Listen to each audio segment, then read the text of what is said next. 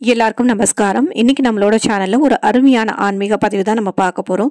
இதுக்கு முன்னாடி நம்மளோட சேனல்ல நவக்கிரக கோலங்களும் அதற்கான ஸ்லோகம், அதே மாதிரி விஷ்ணு சகஸ்ரநாம கோலங்கள் அதற்கான ஸ்லோகம், ஸோ இதெல்லாமே ஒரு சீரீஸ் மாதிரி ஒரு கிழமைக்கும் நம்ம பார்த்துருக்கோம். அது வந்து தனியாக ஒரு பிளேலிஸ்ட்டாகவே நான் க்ரியேட் பண்ணி வச்சுருக்கேன். சப்போஸ் நம்ம சேனலுக்கு நீங்கள் புதுசாக இருந்தால் அந்த பிளேலிஸ்ட்டை கண்டிப்பாக எல்லாருமே செக் பண்ணுங்கள். ஸோ இன்றைக்கி வந்து ரீசெண்டாக நான் ஒரு பதிவில் வந்து ஷேர் பண்ணியிருந்தேன். அதாவது பாதுகா சகஸ்ரத்திலிருந்து சில கோலங்களும் அதற்கான ஸ்லோகங்களும் நம்ம வந்து வரக்கூடிய பதிவுகளில் பார்க்கலான்னு சொல்லியிருந்தேன். ஸோ நிறைய பேர் வந்து அதை ஷேர் பண்ண சொல்லி கேட்டிருந்தீங்க. ஸோ இன்றைய பதிவில் ஸ்ரீ நிகமாந்த தேசிக சுவாமிகள் அருளிய பாதுகா சகஸ்ரத்திலிருந்து அந்த கிழமை ஒரு கிழமைக்குமான கோலம் ஸ்லோகம் அதெல்லாம் தான் நம்ம பார்க்க போகிறோம். பொதுவாக நம்ம கடவுளை வழிபடுவதற்கு சில வழிமுறைகளை பின்பற்றுகிறோம். அதில் ஒன்று தீபம் ஏற்றி வழிபாடு செய்வது. ஸோ அதுக்கப்புறம் இந்த மாதிரி கோலம் போடுறது, ஸ்லோக பாராயணங்கள் செய்கிறது. அதுக்கப்புறம் லிகித்த ஜபம், அதாவது கடவுளுடைய நாமாவை நம்ம வந்து கையால் எழுதுறது, ஸ்ரீராம ஜெயம், ராம ராம ராம. ஸோ அந்த மாதிரி. அப்புறம் சதா சர்வ காலமும் பகவானுடைய நாமாக்களை ஸ்மரணம் பண்ணிகிட்டே இருக்கிறது, ராம ராம ராம, ஹரே ராம ஹரே கிருஷ்ணா. ஸோ இந்த மாதிரி. ஸோ இதெல்லாம் வந்து நம்ம கடவுளை சரணாகதி அடைவதற்கான வழிகள்.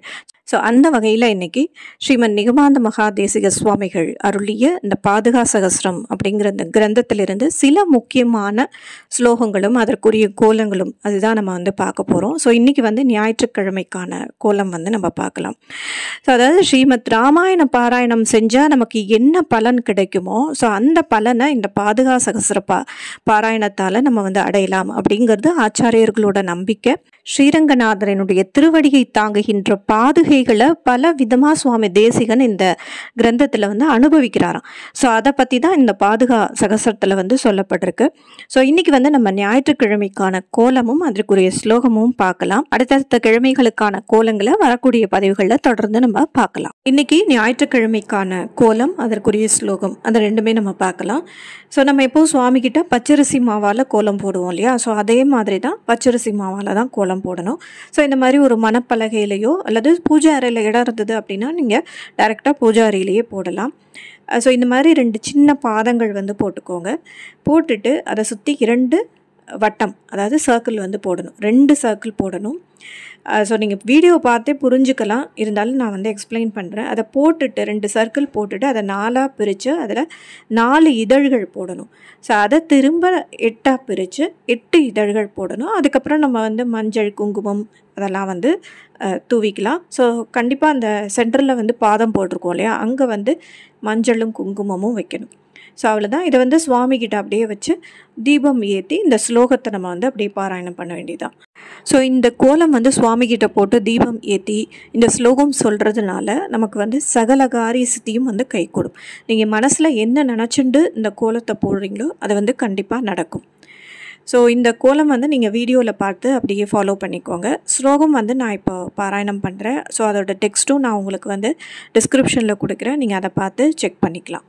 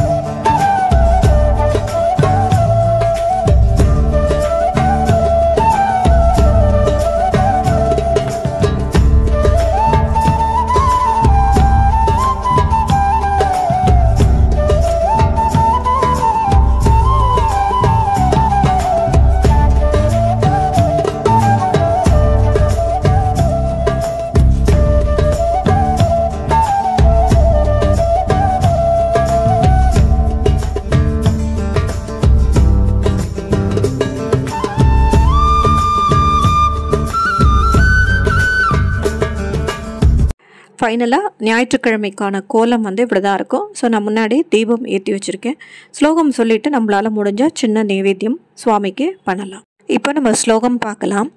பாபாத பாபாத பாபா பாத பாத தபா தபா தபா தபா பாத பாத பாத பாத தபா தபா. அதாவது விஷ்ணுவினுடைய பாதத்திற்கு ஒளி கொடுப்பது, விஷ்ணுவின் அம்சபூதரான ஜீவர்களுக்கு ஒளி வழங்குவது, தன்னை பகவானிடத்தில் சமர்ப்பிக்கின்றவருடைய விஷயத்தில் ரக்ஷை தருவதாய் உள்ள திருமஞ்சன ஜலமுடையது, சர்வலோக ரக்ஷமாய் இருப்பதும் சர்வ பாப நாசகமாய் இருப்பதுமான திருவடிகளுக்கு, அதாவது பெருமாளுடைய திருவடிகளுக்கு கூட ரக்ஷணம் தருவது பாதுகையே, அது என்னை பாவங்களில் இருந்து காப்பாற்றியது. ஸ்ரீரங்கநாதரினுடைய திருவடிகளை தாங்கி இருக்கக்கூடிய அந்த பாதுகைகளை பற்றி தான் இந்த ஸ்லோகத்தில் சொல்லப்பட்டிருக்கு. ஸோ அந்த பாதுகைகளை நம்ம வழிபாடு செய்யும் பொழுது அது நமக்கு ரட்சையாகவும் நம்மளுடைய பாவத்தை போக்கக்கூடிய ஒரு கருவியாகவும் வந்து இருக்குது. ஸோ அதை தான் இந்த ஸ்லோகத்தினுடைய பொருளில் வந்து சுருக்கமாக வந்து சொல்லியிருக்காங்க. ஸோ இந்த பதிவு உங்கள் எல்லாருக்கும் வந்து மிகவும் பயனுள்ளதாக இருக்கும்னு நினைக்கிறேன். ஸோ கண்டிப்பாக உங்களோட ஃபீட்பேக்ஸை கமெண்ட் செக்ஷனில் ஷேர் பண்ணிக்கோங்க. வரக்கூடிய பதிவுகளில் அடுத்தடுத்த கிழமைகளுக்கான ஸ்லோகம் பார்க்கலாம். நன்றி, வணக்கம்.